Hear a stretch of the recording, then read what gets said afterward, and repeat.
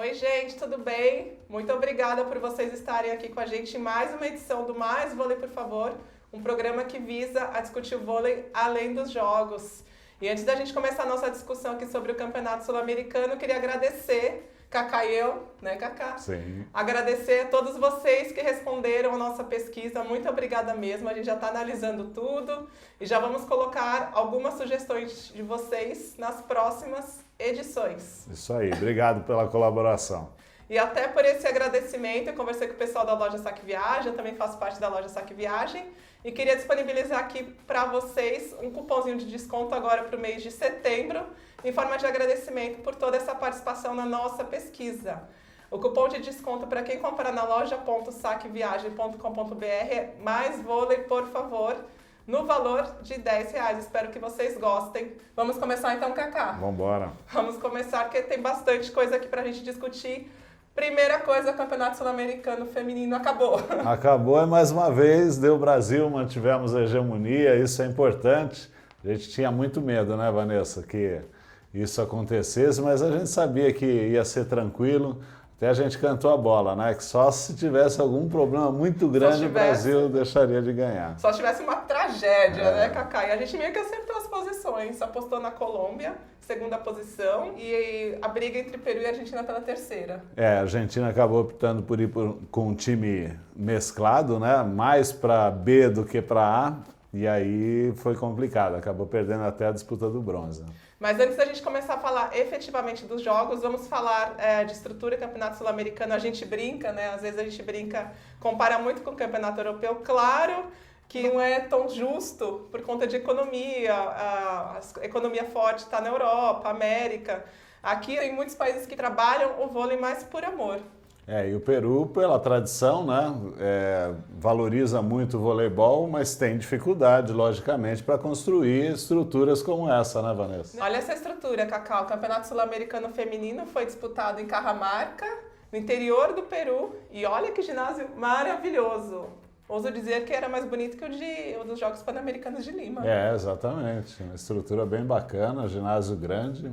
Não, ele tinha vários andares, parecia até um shopping assim por fora, com várias quadras em volta, quadras de basquete, quadras de vôlei e bacana, umas quadras bem coloridas.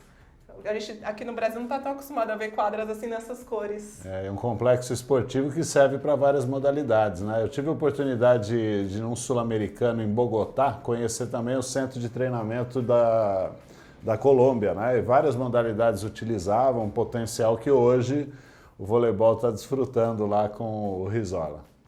Lá no Peru eles falaram que esse Coliseu de Cajamarca é a melhor arena que existe no país. Acho que o ginásio tem 3 andares. Essas rampas lembram muito para quem já esteve no Maracanãzinho. E também tem essas rampas. O ginásio era muito bonito, cabiam 8.500 pessoas, vários jogos lotados, inclusive a final. Mas também tinha seus problemas.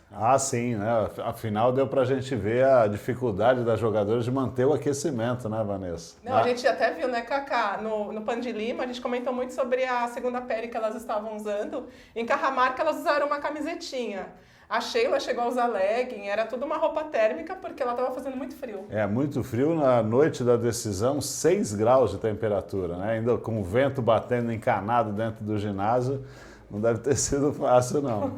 Os jogos da semifinal e final foram à noite. Mas os 3 primeiros jogos que o Brasil fez na fase classificatória foram às 3 da tarde, horário local de Cajamarca. E até por isso batia uma luz. O ginásio tinha muitos vidros, então eles colocaram lonas depois para conter essas luzes. A gente conversou com o pessoal da seleção brasileira, mas eles comentaram que a luz não estava prejudicando o desempenho das jogadoras. Então, são coisas que vão se acertando também, né? Muito provavelmente quem idealizou a arena não era do vôlei. Não, mas uma arena muito bonita, Muito eu fiquei impressionada. bonita. Agora falando um pouquinho ainda do Peru. Aliás, Cacá, eu fiquei me perguntando, o Peru ele recebe muitas competições da base. A imprensa cobre muito a seleção, cobre a base. Por que a seleção adulta não tem melhores resultados? Porque existe um investimento ali. Existe investimento, mas a seleção peruana ela está sofrendo hoje pelo aumento da média de altura que desde a década de 80 tem cada vez se acentuado a cada temporada. E aquela última geração peruana tinha uma jogadora que era considerada gigante, né? Que era a Gabriela Pérez, que tinha 1,92. Hoje quase todo mundo tem essa estatura e o voleibol peruano acabou perdendo espaço por causa disso. As novas gerações peruanas, elas estão muito abaixo da média das outras seleções que hoje dominam o cenário internacional. Não, eu te perguntei isso porque às vezes a gente vê seleções reclamando que não tem apoio de imprensa, não tem apoio de confederação, e lá no Peru você vê que eles têm o apoio da torcida, apoio da imprensa, tem programas na TV a cabo específicos para o voleibol, eles não fazem só a transmissão dos jogos, existem debates, e aí você vê que a seleção não tem resultados, né? Ainda é um pouco daquela história que o Peru teve quase 30 anos de história vitoriosa no voleibol sul-americano e também no voleibol mundial. E eu acho que ficou um pouco, viu, Vanessa? Acho que eles continuam apaixonados pela história. Não, Cacá, se fosse no Brasil, não sei se ainda teria torcida pela seleção de vôlei com esses últimos resultados dos últimos 20 anos que o Peru... É só pensar no basquete, né? Infelizmente o basquete perdeu espaço quando deixou de vencer. Quando a geração da Hortência, Paula e Janete, inclusive agora entrou no Hall da Fama. E o masculino também, né? Aí a gente está falando do Peru e um caso curioso, aí você vê como que eles também tratam os ídolos. A Leiva, a gente falou na mesa passada sobre o corte dela para o Sul-Americano, e ela ficou sabendo desse corte por meio das redes sociais. É uma infelicidade, eu acho que da comissão técnica, do treinador, porque não pode vazar isso antes de ligar para o atleta e falar assim, olha, você vai ser cortada, vou anunciar a relação, né? Estou te avisando antes. É tão simples, né, Vanessa? É um respeito que não pode faltar. Não, quando a gente pensa que a Leiva é o principal nome do vôlei peruano, é a grande estrela da seleção feminina, ela receber esse tipo de tratamento, a gente fica se perguntando como que é aquele ambiente da seleção. Eu acho que isso é contaminação, sabia? Por essa nova era que a gente está vivendo de redes sociais, de tecnologia digital, até noivado, né? Tem acabado via Facebook, aí você vai falar o quê, né? Depois que a Leiva soube do corte dela, né, via redes sociais, começou a aparecer aquele monte de notificação. Aí ela entrou em contato com o técnico, perguntou por que você não me avisou antes, né? Ela acabou sendo exposta e ficou bastante chateada, mas falou que mesmo assim estava torcendo pelas meninas, estava torcendo por uma boa campanha da seleção e que agora quer se recuperar para jogar o pré-olímpico. E ela é fundamental para a pretensão do Peru de conseguir a vaga para Tóquio. Sem ela, pode esquecer. Agora, falando de Venezuela, a gente está falando aqui sobre vagas para o pré-olímpico. Depois desse sul-americano feminino, a gente viu a definição das 4 seleções que vão disputar a vaga em Tóquio, as seleções sul-americanas. Colômbia, Peru, Argentina e Venezuela, as equipes que ficaram entre as 5 melhores colocações, com exceção do Brasil, que já tem a vaga para Tóquio. Exatamente. Venezuela que já viveu um momento de glória com o masculino, né? Eu considero assim o potencial feminino da Venezuela semelhante ao da Colômbia, né? Se a Venezuela estivesse numa situação econômica melhor, com uma estrutura possível dentro do esporte, esse time feminino estaria hoje brigando em igualdade de condições com Peru, Argentina e Colômbia. A Venezuela, que no masculino já disputou os Jogos Olímpicos, até o Ricardo Navajas era o técnico. Diz ele que era assim com o Hugo Chávez. Foi em Pequim, né, Cacá, 2008. Foi a primeira vez que a Venezuela foi a uma competição olímpica. E lembrando que em 2003 a Venezuela foi campeã pan-americana contra a seleção brasileira, que foi uma das maiores derrotas da era Bernardinho. Exato. A seleção de Giba, estava todo mundo ali, a força máxima em Santo Domingo, e perdeu para a Venezuela, afinal. Né? Mas aqui a gente está falando da Venezuela porque é um país que vocês devem estar acompanhando as notícias, tem sofrido muito com a parte econômica, e aí você vê política também, né? Política e econômica. E aí a gente já vê tudo isso se refletindo no esporte, né, Cacá? Se a gente reparar, a gente tem até a foto da seleção brasileira, né, Vanessa? Aqui a comissão técnica da Venezuela. Só Cacá até treinador, observou a questão do uniforme. O treinador está com o uniforme dele, né? Não tem nem verba para ter um uniforme padronizado. Não está nem escrito Venezuela no uniforme dele, né? O time da Venezuela sem patrocínio nenhum. E com jogadoras, se a gente tomar como base aí a rede, né? A fita ali superior e a altura do técnico são jogadoras altas.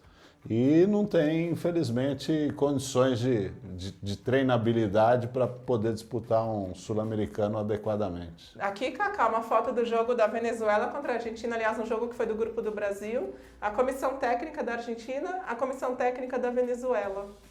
Impressionante, né? E aqui você estava pedindo essa foto sobre a comissão técnica brasileira. Olha a estrutura. Fora quem está de fora e não aparece na foto aí, né? Quem trabalha nas coxias. Não, você estava comparando aqui a altura da rede com as atletas, as meninas da Venezuela não ficam tão atrás do Brasil, não. Exato, exatamente. Né? Pela estrutura física que elas têm. Agora tem essa questão do país estar vivendo um momento tão conturbado que acaba respingando no esporte. Sim, sempre no esporte. Né? E mesmo assim a Venezuela conseguiu a classificação para o pré-olímpico. Impressionante, né? Agora falando efetivamente então dos jogos, Brasil campeão. Brasil campeão, sem sombra de dúvida, devolveu a derrota para a Colômbia do Pan-Americano, né? Era um outro Brasil, mas ficou aquele história. Gostinho, né, de revanche. Aliás, o Brasil perdeu 7 sets seguidos para a Argentina, 6 no Pan-Americano e 1 agora na fase classificatória. Impressionante. A Argentina está gostando de jogar contra o Brasil, né? Não ofereceu, em momento nenhum do jogo a gente poderia esperar que a Argentina fosse ganhar, mas está incomodando, né? Acho que, na verdade, Cacau, o principal adversário do Brasil nesse Sul-Americano era o próprio Brasil. Jogasse bem, ganhava tranquilo, começou jogando muito mal contra a Argentina, foi se recuperar só no final do set e não deu tempo de salvar aquele set. E eu tenho reparado a comemoração da comissão técnica acima do normal, né? Eu acho que eles sabem das dificuldades que esse grupo está enfrentando, que vai enfrentar, e é mais ou menos aquele dito popular, né? Estamos matando um leão a cada dia. E está bem claro isso na forma como a comissão técnica está vibrando depois das conquistas. Esta foi a edição de número 33 do Campeonato Sul-Americano Feminino. O Brasil participou de 32. Em 1964, por questões políticas, não foi ao Sul-Americano e foi o 21º ouro do Brasil, sendo 13 conquistas seguidas. Hoje em dia, na América do Sul, precisa remar muito para tirar essa hegemonia do Brasil. A gente foi diferente do Pan-Americano, né, Vanessa? Com um time melhor, com ponteiras mais experientes, um time mais entrosado, e aí não teve para a Colômbia. Apesar da final ter sido um bom jogo, né? A Colômbia nos 2 primeiros sets manteve ali. A partir do 20º ponto, eu acho que o Brasil falou assim, bom, agora eu quero ver se vocês jogam, né? Sacou melhor, foi onde mais bloqueou, a partir do 20º até o final do set, e a Colômbia não teve como sair, não mostrou a mesma força que mostrou durante quase todo o set. Eu fiquei com a impressão ali na final, Cacá, que o Brasil foi se arrastando, sabendo que ia ganhar. Aí chegava a partir do 20º ponto e falava, não, agora tem que jogar, agora é para valer. Tanto que jogou de forma mais inteligente nesses últimos momentos do set, né? Sacando melhor, se posicionando melhor no bloqueio. A Colômbia com um volume de jogo impressionante, como mostrou no Pan-Americano, mas só isso não bastava, né? E a seleção brasileira, procurando equilibrar esse volume de jogo, deixou escapar quando exatamente permitia que os ralis mais longos fossem a favor da Colômbia. Aí a Colômbia crescia, chegou a abrir até 4 pontos de vantagem em alguns momentos, mas na hora do vamos ver não aguentou não. Velho. Você falou sobre o volume de jogo da Colômbia, impressionante quanto que elas defenderam, hein? Muito parecia, bem posicionado. Em alguns momentos parecia um time asiático. E a líbero ganhou o melhor líbero da competição, né? A gente já tinha elogiado a líbero colombiana e confirmou a boa fase. Cacá, na semifinal do PAN, que foi Brasil e Colômbia, você comentou sobre as ponteiras colombianas, que o Brasil não teve inteligência para marcá-las, só elas estavam rodando o jogo colombiano. O que você achou da final do Campeonato Sul-Americano? O Brasil foi mais efetivo na marcação? Então, foi mais efetivo nos finais de set, Vanessa. No começo, elas não foram tão anuladas, mas no final... As 3, né? A oposta e as 2 ponteiras conseguiram ser bem marcadas. Bia e Mara cresceram muito nesse momento do jogo. Para mim, foram as 2 principais jogadoras do Sul-Americano. E você acha que ficou algum gostinho para as brasileiras daquela semifinal do PAN? Foi carregado agora para a final. Claro que nem todas estiveram no PAN, mas você acha que ficou algum gostinho de revanche? Ah, tinha que mostrar, né? Perder para a Colômbia não é um fato que você fala assim, vamos deixar para lá, isso acontece, né? Dava para perceber nas jogadoras, na comissão técnica, que tinha um sentimento ali de outra vez, não. Não, e dessa vez o Rizola, eu fiquei observando muito as reações do Rizola, porque no PAN ele comemorava como se fosse um título cada ponto, né? Domingo ele estava um pouquinho mais contido. Ele sabia que o buraco era mais embaixo domingo. O Kaká, e para o time colombiano, como que é entrar em quadra sabendo que o outro time é muito superior ao seu?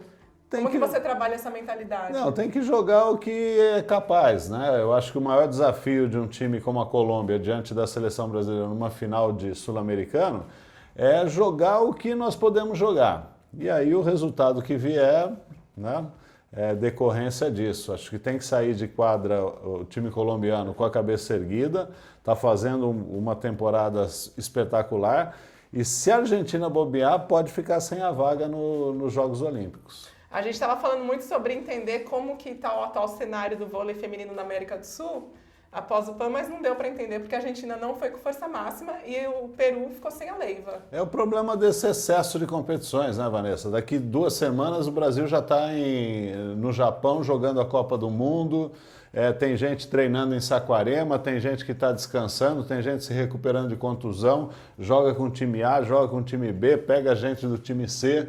E as outras seleções também, principalmente quem não tem tanto material humano, né? O Brasil ainda dá para mesclar, mas Argentina, Colômbia, Peru são aquelas. A hora que você tira 2 principais, por exemplo, a Leiva, né? A Argentina tirou quase meio time, mais de meio time, veio com as reservas que disputaram o qualifying para os Jogos Olímpicos.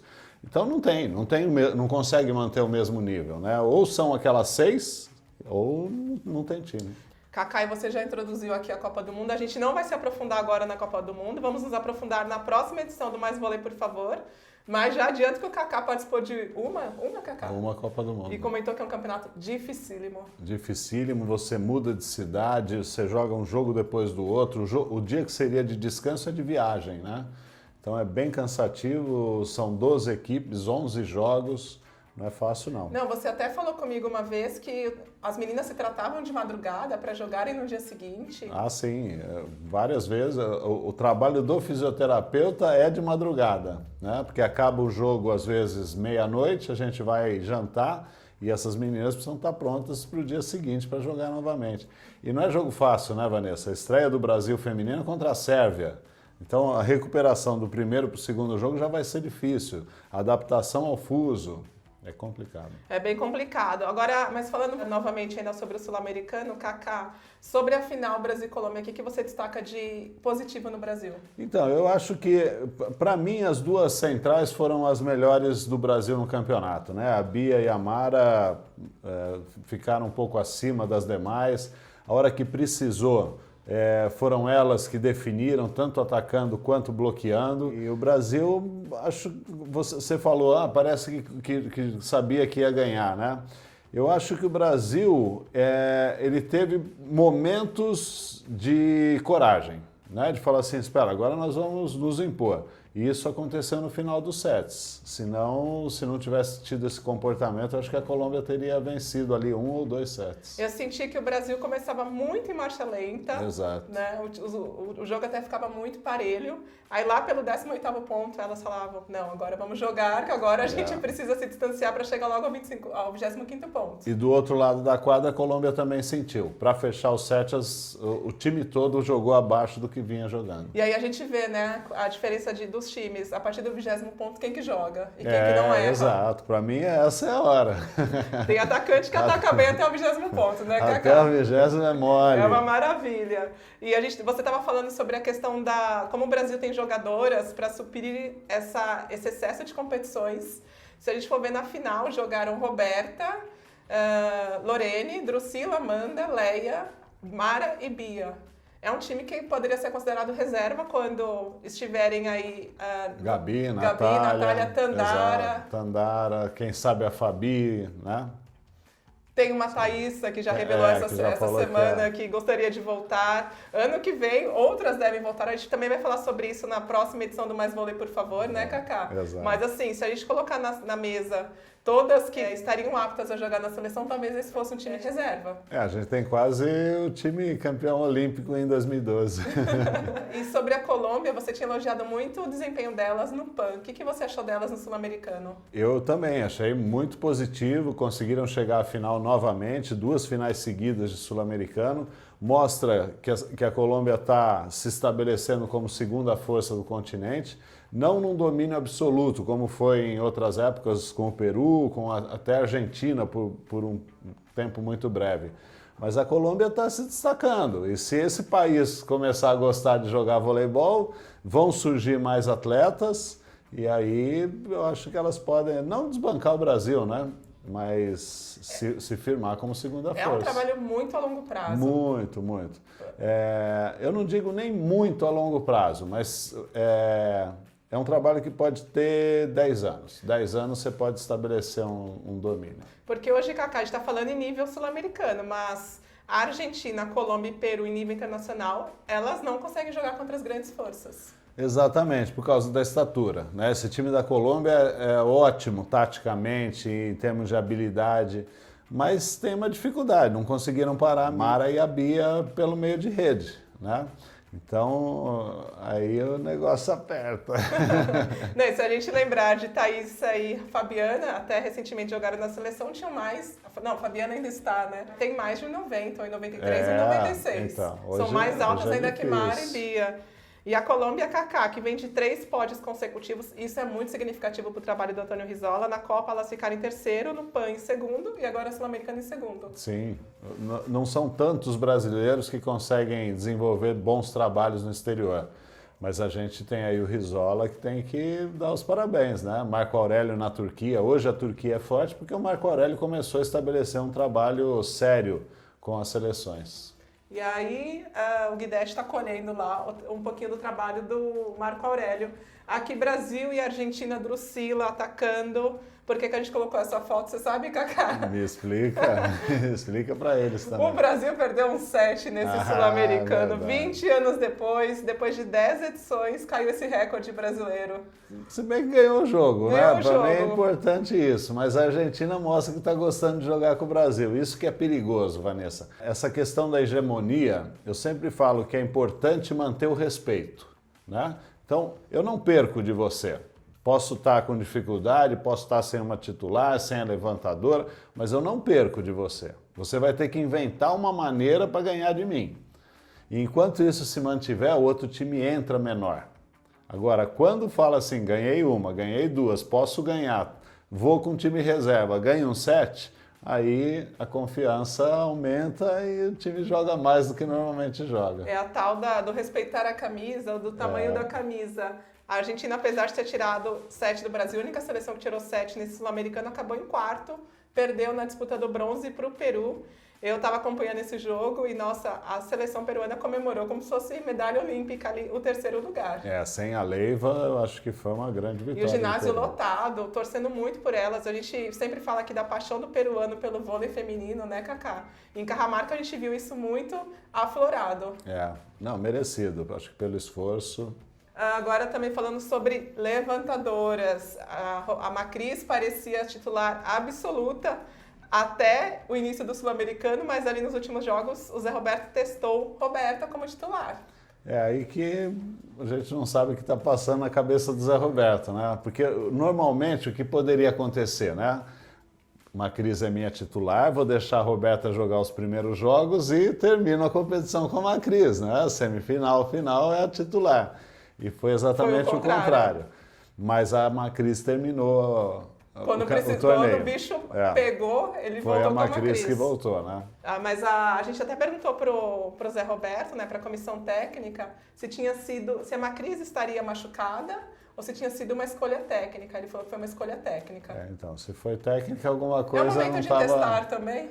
Então, se foi técnica, alguma coisa está acontecendo, né? A Macris não estava realizando o que ele esperava, porque quando você fala assim, não, foi uma opção, né, para testar, mas se é uma opção técnica, para mim técnica é quando a outra não está bem.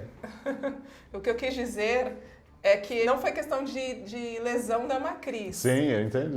Não foi questão. A Macris estava 100% para jogar, mas ele preferiu colocar a Roberta. E aí, que nem você lembrou, Kaká. Mas nos finais de sets, quando apertou, a Macris foi chamada para resolver apagar o fogo ali. Mais ou menos igual ao masculino, né? Que a gente vai falar ainda do Leal, do Lucarelli. Quando precisou fechar, opa, vem aqui. Vem aqui, Leal, que a gente precisa de você. Sobre o Sul-Americano Feminino, então o Brasil terminou aí a competição com 5 vitórias, 4 por 3-0, 1 por 3-1 que foi contra a Argentina, como a gente falou. E agora, com a colocação aí das seleções femininas, se definiu o pré-olímpico. Esse pré-olímpico vai ser disputado em janeiro, me parece que na Argentina. Argentina, Peru, Colômbia e Venezuela. Vai ser uma disputa boa. Eu acho que a Venezuela vai ali como coadjuvante, mas entre Peru, Colômbia e Argentina, tudo pode acontecer. Tudo pode acontecer. Porque não existe, nenhuma está muito acima da outra. Né, eu acho que o Peru está um pouquinho abaixo das duas. Argentina e Colômbia, para mim, definem a vaga. Na Rio 2016 foi a Argentina ficou com a segunda vaga sul-americana. O Peru não vai, acho que desde Pequim. A gente precisa confirmar essa informação. E a Colômbia nunca foi. Nunca nem tinha ido aos Jogos Pan-Americanos, né? Agora vai tentar quebrar essa outra barreira aí do vôlei colombiano. Mais alguma coisa, Kaká? Não, só a seleção do campeonato, né? Vamos falar sobre a seleção do campeonato. Não, eu acabei de ver minha... Desculpa, gente, a gente vai aqui conversando. Acabei de ver aqui uma outra informação sobre a transmissão. Mas vamos falar sobre a seleção do campeonato. A seleção do campeonato, a melhor jogadora do torneio MVP foi a Lorene. Acho que é o primeiro prêmio internacional que a Lorene ganha, né? Em seleção adulta? Em seleção adulta. As duas centrais também brasileiras, a Mara e a Bia, e as outras todas de outros países, né? A Maria Alejandra, levantadora da Colômbia, que joga no Brasil, foi escolhida a melhor levantadora. A Piccolo, da Argentina, como a Lorene foi MVP, a Piccolo foi a melhor oposta, né? Aquelas coisas que você não entende, mas tudo bem. E a Carla Ortiz, peruana, uma das ponteiras, a Amanda Coneu da Colômbia, a outra ponteira, e a líbero, a Juliana, colombiana. Eles diversificaram bem, né? Deram um pouquinho para cada sempre seleção. Assim, é bem política essa escolha do Sul-Americano. Não sei se você estava acompanhando a premiação do Sul-Americano, teve até bolo no final. Tinha um bolo de chocolate lá.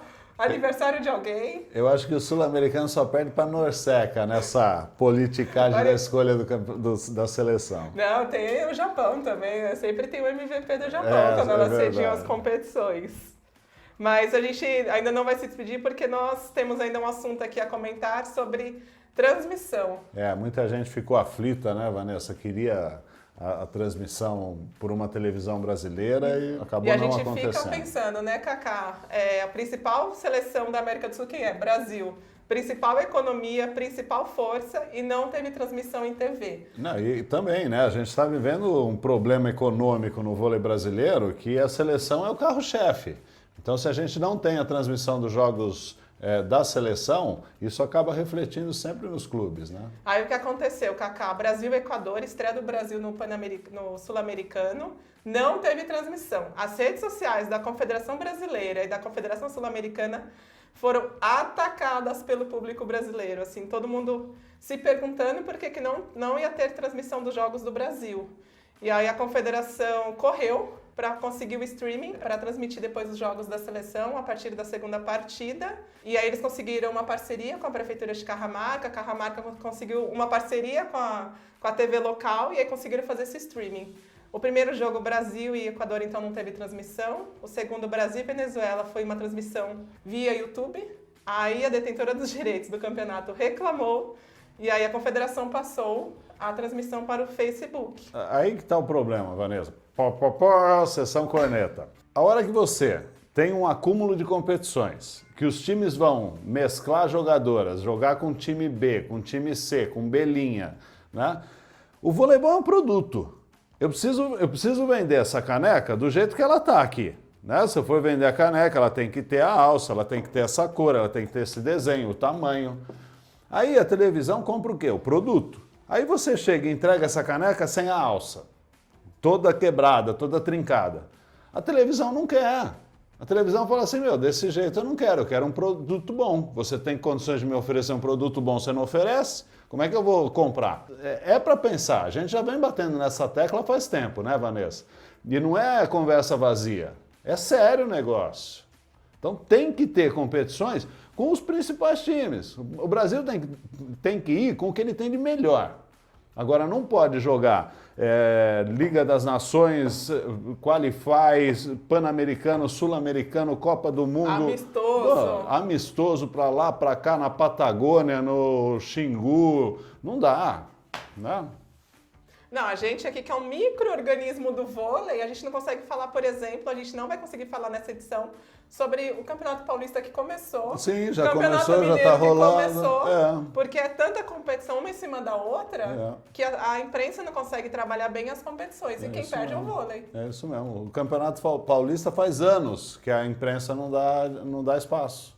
Não dá a devida Porque atenção. não tem, onde estão os jogadores principais? Cadê o atrativo? Aí na seleção. Quando chega a fase final, que aí os jogadores da seleção estão por aqui, aí a TV mostra.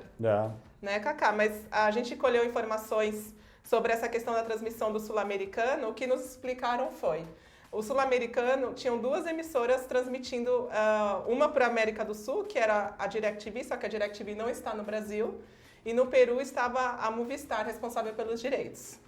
Uma TV brasileira ia fazer a transmissão da final do Campeonato Sul-Americano Feminino, mas essa TV brasileira queria que o jogo não fosse à noite.